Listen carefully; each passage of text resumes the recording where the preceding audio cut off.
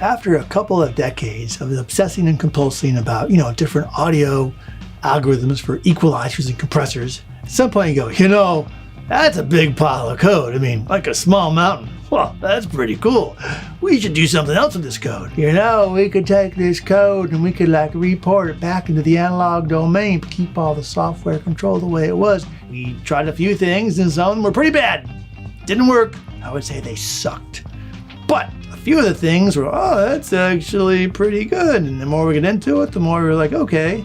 So we had a good time with it, made something that sounded pretty good, and we realized, wow, we could put a bunch of channels of this into a box, and that was what became the analog processing box.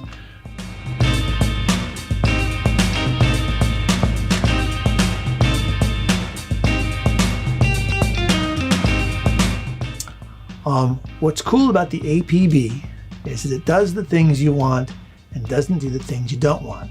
Like, everybody loves their analog output gear. I love the sound of my analog. Oh, I got a session recall? Yeah, you do. Oh, I used that one outboard piece of gear in 6 different tracks, and I can't possibly recreate this mix because I only have one of these, and I printed all those effects again. So the APB, because it's a digitally controlled analog processor, it's got instant session recall. You just open the session up, the plugin, the APB plugin, talks to the APB box and sets up the same circuits with the same models in the same way, and bam, you're off to the races. He's had and he has a lot of really innovative ideas. And the APB, because it was our first hardware product, it was really a big shift. And it was also sort of a gamble because we understood how software is done. And in fact, software, you don't need a lot to get started, whereas hardware, you actually need physical things. It actually costs money to make hardware to start off with. And so it was a bigger gamble, but it's one of those ideas that once you hear about it, everyone says, oh yeah, why wouldn't you control hardware with your DAW with software? All right, so the first part is just convincing yourself you can try it. Putting together a team, which we did, that was capable of doing it. And so the first prototypes were actually not green, they were a silver. They just some bare metal. Now we used aluminum because it'd be the coolest, we thought, temperature-wise. But the first prototypes, they were hot, like the sun. So heat was a big problem. And so we had to sort of refine the design and find even more expensive parts that would run at the same nominal way we wanted them to, but ran cooler.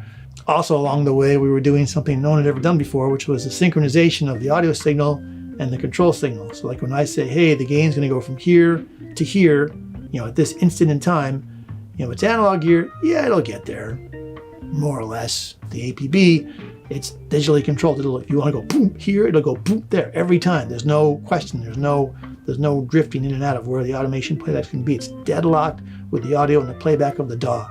And then on that thing, it's also just temperature management. It's that, any analog device, it'll behave differently as it gets hotter in the room or in the studio.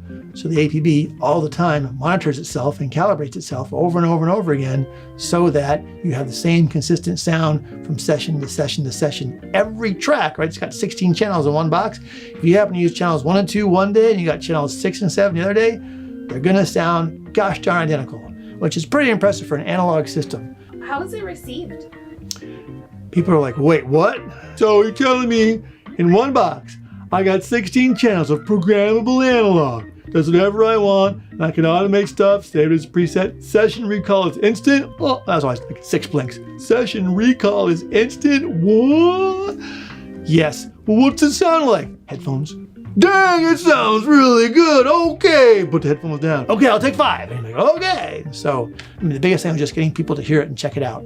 I'm not trying to say that people were skeptical. It's just that it is a lot of money, and it's a big investment, and so people want to hear it. But I also appreciate that the industry professionals that we sell it to take the time to check it out. So when they buy it, they're like, oh yeah, we're sold. We're in. We're with you.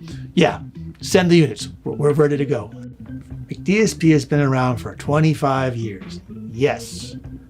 We've been around that long because we have the best gosh darn clients on earth. Maybe don't think McDSP's the cat's pajamas or the dog's meow, or whatever that expression is, but by golly, our customers are freaking amazing. They have advocated for us in ways I could not have conceived. We just make some tools, and it's the people that use them that make them do great things. It's like making a paintbrush, but you just happen to give one to Michelangelo. And you're like, hey, I did that in the ceiling. What do you think? That's pretty good. I used your paintbrush. Thanks a lot. Sure. Cool. Great. So that's kind of what it's like.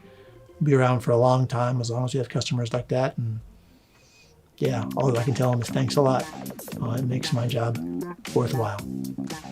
People ask me, yeah, after 25 years, what's next? And I'm like, do more of the same, because I got more ideas I know what to do with. So I just want to hope I get to all of them.